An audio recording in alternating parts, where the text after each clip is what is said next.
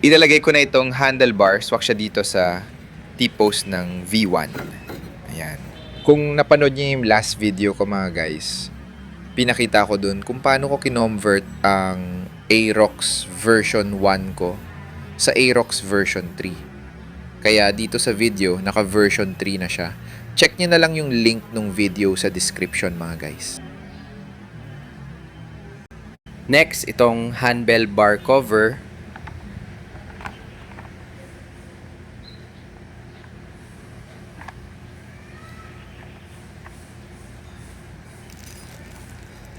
Tapos, itong mga screws.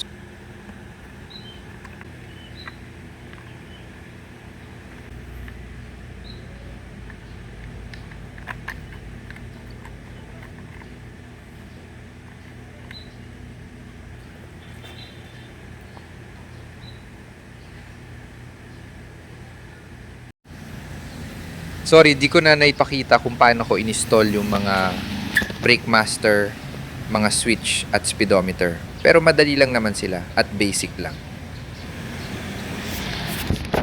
Dito na tayo sa wiring ng speedometer mga guys. Bale gumamit ako ng male at female socket connector para di na ako magputol ng wire dito sa stock wiring ng Aerox V1.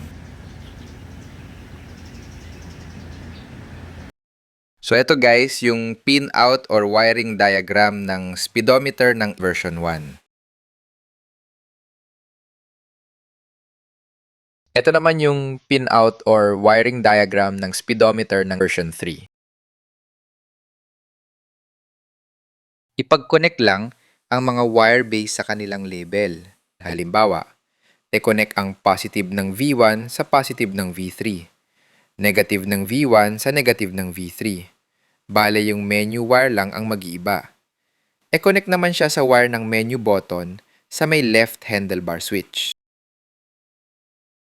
Ayan mga guys, tapos ko na siya ma-install dito sa aking Aerox version 1 na converted na din yung kaha niya sa version 3. Nag-decide ako na pinturahan na lang ng matte black itong speedometer cover na dating matte blue para bumagay sa black fairings.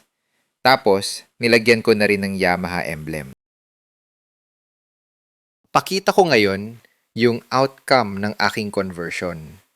Bale mga guys, hindi 100% gagana yung speedometer ng V3 sa version 1 kasi di sila parehas ng ECU. Pero may ginawa akong mode or switch para mapagana ko siya mga guys. Ito pakita ko. Ito yung mode or switch na ginawa ko. Dito sa may right switch, ginawa kong on/off ng data wire. Bale, kapag naka-off, disconnected yung data wire ng V1 sa data wire ng V3 speedometer.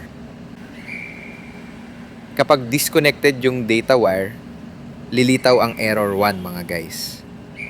Kapag lumitaw na yung error 1, on ko na yung switch para mag-connect na yung data wire at magiging okay na siya mga guys. Siguro dahil di parehas ng ECU ng version 1 sa version 3. Ayan mga guys, gumagana naman yung RPM, speed at fuel gauge.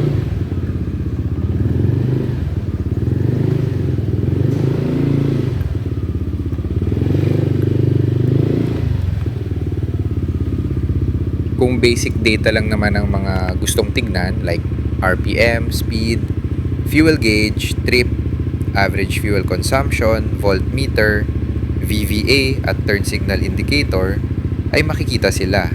Pero yung Y-Connect ay di siya gagana mga guys. So far, yan palang nalalaman ko sa wiring ng speedometer ng version 3. Kung may idea kayo kung paano mapagana ng maayos ang speedometer ng version 3 sa wiring ng version 1 na di kailangan ng on-off switch sa data wire, ay baka pwede nyo share or comment mga guys. So hanggang dito na lang itong video ko mga guys. Sana makatulong ito sa mga gusto mag-convert ng kanilang Aerox version 1 sa version 3. Maraming salamat sa panonood at paki-like at subscribe na rin kayo guys. Thank you.